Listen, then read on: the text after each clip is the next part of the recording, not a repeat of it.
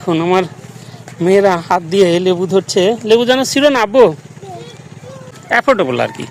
মানুষের ক্রয় ক্ষমতার মধ্যে থাকা ভিটামিন সি কিছুক্ষণের মধ্যেই বেলা ডুবে যাও। আসো তুমি, আসো তুমি, আসো। ওখানে দাঁড়া থাকো, ওখানে দাঁড়া থাকো। যে ভেড়ার পাল আসতেছে, ভেড়ার পাল ঢিস দিতে পারে। সামনে হাঁটা শুরু করো। আমরা এখন যাচ্ছি লেবুর বাগানে ঘুরতে।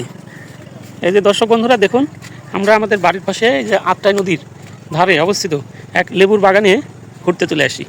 এই যে দেখুন, সারি সারি লেবুর গাছ লাগানো আছে। যাও সামনে বাড়াও। এই যে দেখুন, লেবুও ধরেছে।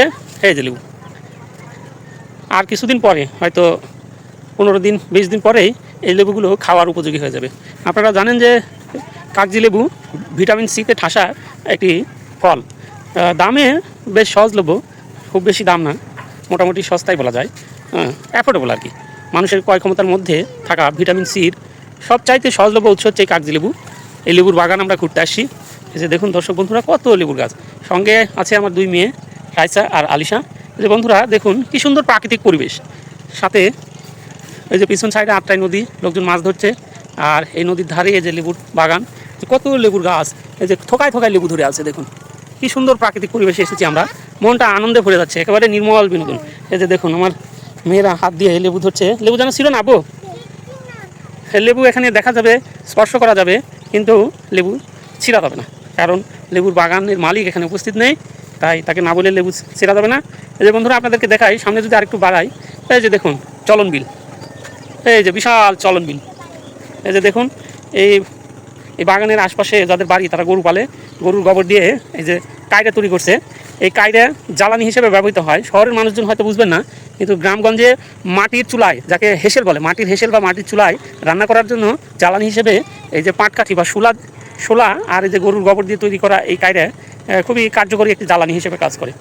এই যে দেখুন, মাঠে বকরি ভেড়া চড়াচ্ছেন, অনেকেই ঘাস খাওয়াচ্ছেন। এই যে সামনে দেখুন, সূর্য পশ্চিম আকাশে হেলে পড়েছে, কিছুক্ষণের মধ্যে বেলা ডুবে যাবে, সন্ধ্যা ঘনিয়ে আসবে। ওই যে সামনে দেখুন, একটি বোল্ডার গরু ঘাস খাচ্ছে। আর এই যে দেখুন, বকরি ঘাস খেয়ে এখন বাড়ির পথে ফিরছে। এই যে দেখুন কি সুন্দর পরিবেশ।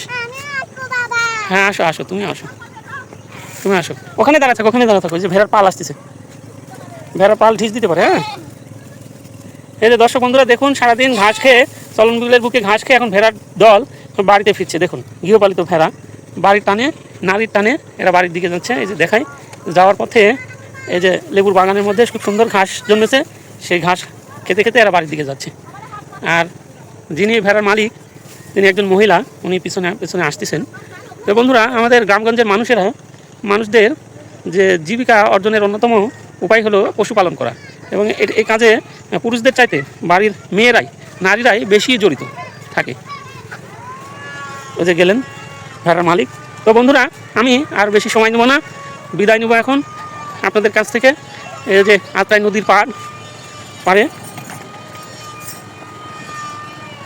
এই লেবুর বাগান থেকে আমি এখন বিদায় নিচ্ছি। সামনের দিনে আবারও দেখা হবে, কথা হবে নতুন কোনো স্থানে। সে পর্যন্ত সবাই ভালো থাকবেন। সবার জন্য দোয়া এবং শুভকামনা রইল।